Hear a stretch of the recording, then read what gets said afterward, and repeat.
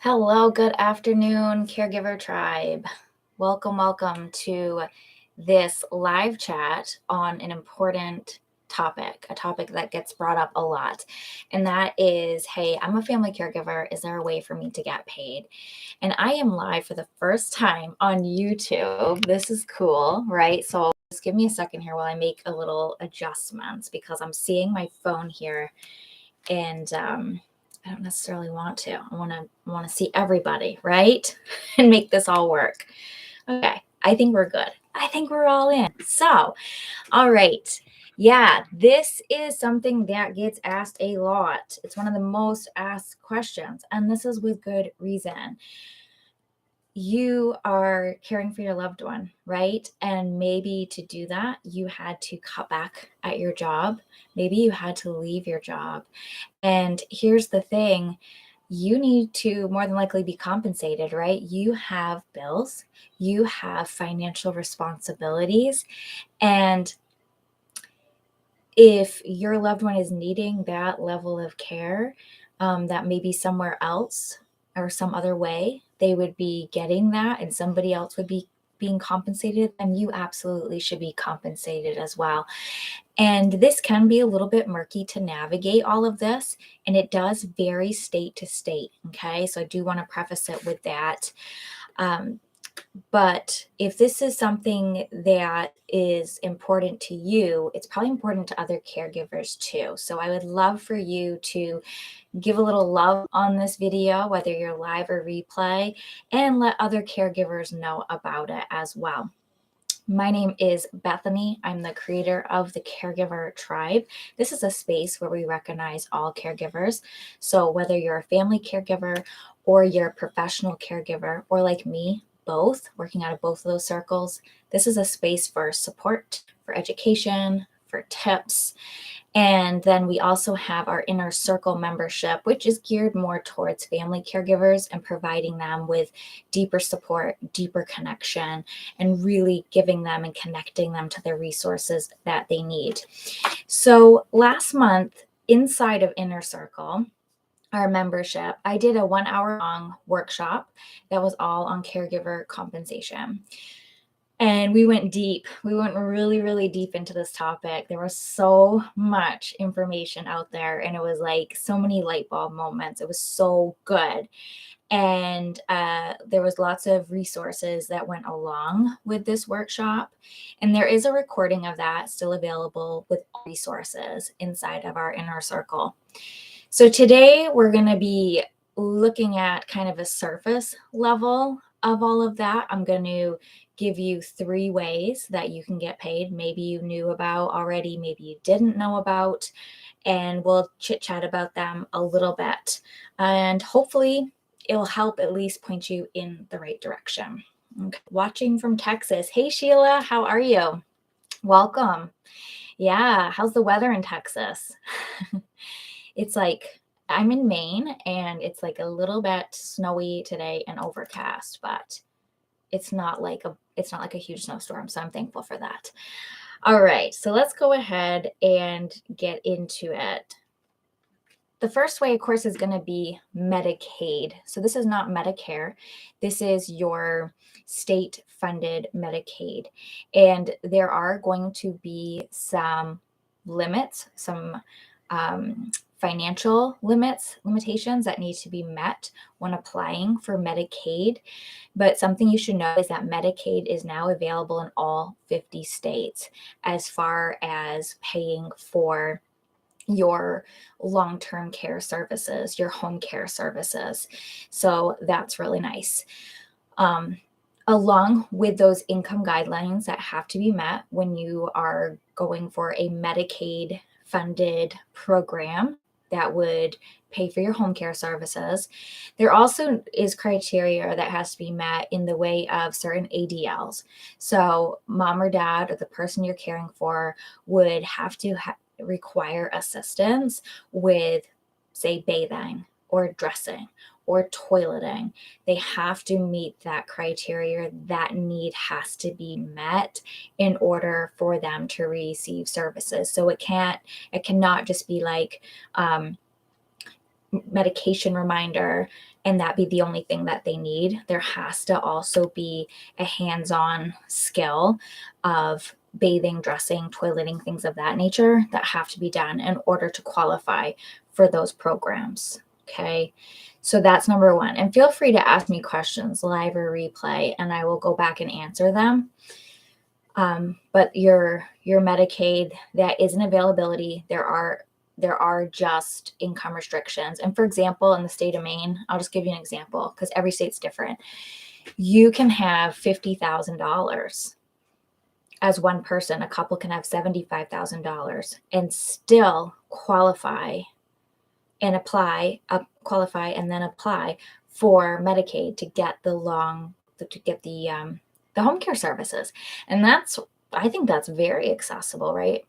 And so in that program too, a person can receive up to 60 hours of care, right? 60 hours of care. And so then how that translates and how you would get paid is you would get hired by a home care agency that is contracted with the state Medicaid program, and the home care agency would then pay you to fulfill those hours. And normally it's only up to 40 hours that you would be allowed to fulfill. And then you would have somebody else coming in, hopefully to help you, maybe give you a break, some respite, something like that. All right, so the second way that we can get paid, let's say that Medicaid is not an option. It's not going to work out either due to assets or maybe there's not a total need yet with those ADLs. So the second way is to look at the VA system. How many of you, live or replay, have a veteran that you care for? There are several programs that the VA offers, and they are very, very helpful. and it's not hard to get those services at all.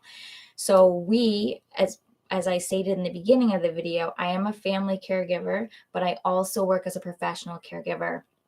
My professional caregiving role is that I own a home care agency here in the state of Maine. And one of our contractors is the VA, the Veterans Administration. And it's very, very simple as far as getting services started with them. It's so simple. So basically what happens is if you have a veteran who is seen by a VA doctor, you got to have that relationship. That's really the only criteria. You do need to have a doctor at the VA that you're established with. Then you simply say, hey, we're needing some services, right? We're needing to start doing some home care services. I'm finding that I'm having to do dad's grocery shopping. I'm making dad's meals. I'm giving dad his meds. And I am having to help dad get his compression stockings on every day. I'm having to do these things, and consequently, I'm having to pull back from work. Or consequently, I've had to come out of my retirement and I'm doing this now, whatever your story may be, right? So what they will do is they will give 16 hours a week for that veteran. They'll just put it in as an order, just like they're ordering up a medical equipment or something. It's really interesting to me. There's no real formal assessment that takes place. It's basically like a conversation with that doctor, and then an order gets put in. So in that case, you would then go get hired by the agency. So that's the thing. They do have other programs which do not involve an agency, but the one I'm speaking about right now does. So 16 hours a week. If there's more of a medical need, they will increase it, but usually it's 16 hours across the board. I did have a veteran one time who had 40 hours a week. It was really helpful for him and the family. So then you get hired by the agency, and the agency has that contract with the VA. So then they compensate you that way. Okay. So there are some other programs of the VA, and I do talk about that more inside of that workshop. The third way is long-term care insurance. So something to look at. Does the person you care for, do they have a long-term care insurance policy? This is something we want to know, okay? So this could be something that they set up a while ago and maybe they haven't used it yet. They can be a little bit hard to navigate. And so you'll want to pull that policy out and you'll want to really review it, right? Because they may say, hey, we're not going to pay a family member to take care of your loved one. So the workaround with that, again, is getting an agency involved. 9 times out of 10, the long-term care providers, the long-term care insurances, will not pay directly anyway to a family. Anchor's Life doesn't, and Unum doesn't. Genworth, they used to pay directly to the family. Then the family could hire whoever they wanted, and they managed sort of all of that. They're hiring, they're setting out their expectations, the needs, and payment.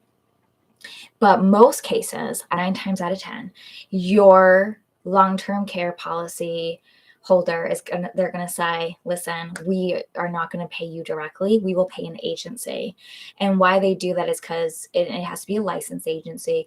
They're licensed by the state, so they know that all the ducks are in a row, all the insurances, the liabilities, all of that's handled. They know that the billing, payroll, and all of that's going to work out, and so that everything will be smooth. It's a lot smoother for everybody. And then the families aren't left with that responsibility too of trying to hire and vet caregivers and then manage and all of that. So that being said, in that policy, if it says, can't hire a family care, you can work around that usually. And because you're being hired through the agency. And so there's a little bit of a difference there, but something, of course, to clarify. But long-term care, I have clients right now who had those policies in place and they have their kids who are taking care of them or their grandkids. I have a lot of grandkids. It's really nice, actually. And they are able to get paid to take care of, grandpa through this long-term care policy or through the VA policy or through the Medicaid. It just works out so well for families, right? And we talk about this in the workshop, but like feelings and considerations, it can feel like a little weird first, right? Because they're your loved one and you love them and you want to like be there for them and not have this like financial piece to it. But we all have bills to pay. We need to eat food and we all have needs that need to be met. And there needs to be sometimes that equal exchange of energy needs to take place. You're giving a lot, you're doing a lot. And how I had to wrap my mind around it as a paid family caregiver is like, if I wasn't here doing it, somebody else would be here doing it. And I love taking care of my loved one, so I want to do it, right? And I'm sure you feel the same way.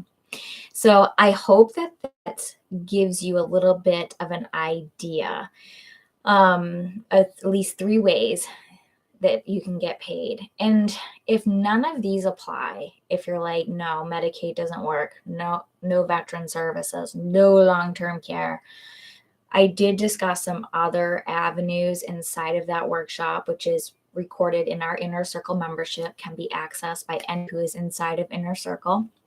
And anybody can sign up at any time as well for Inner Circle. It's just, I'll link it in this video. So if none of those applied to you and for whatever reason, and you're thinking that you may need to hire your own caregiver, I also included in that workshop a whole hiring bundle, everything from your application to your private pay agreement to your care tasks, your timesheets, care task sheets, home checklists, everything that I use in my agency. I took all my agency stuff out of it and I have it in there for you. So if you're needing to hire your own caregiver with like all the stuff done for you, it's in there as well.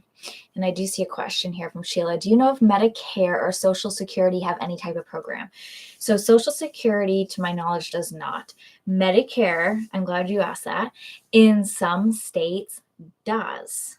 So start with your local Department of Health and Human Services and ask them what long-term programs they have available. You could even probably go on their website, which might be easier because at least in my state, just be ready for a 2-hour long hold, right? But if you go on their website and put in the little search bar, long term, it should come up with the programs they have. My state actually does. We have Section 63, which is, it utilizes money from Medicare. So, and then the client also has to pay a copay. And then we have the Medicaid, which there's no copay. So Section 9. So yeah, there might be in your state. That's a great question to ask. So yeah, I hope that helped you just even a little bit, kind of got those wheels spinning about it. And I hope that there's a resource in your state available. And again, if you're needing a little bit more information or want to take a peek at that hiring bundle, our Inner Circle, which is a club for caregivers. All right. Thank you. Have a great day.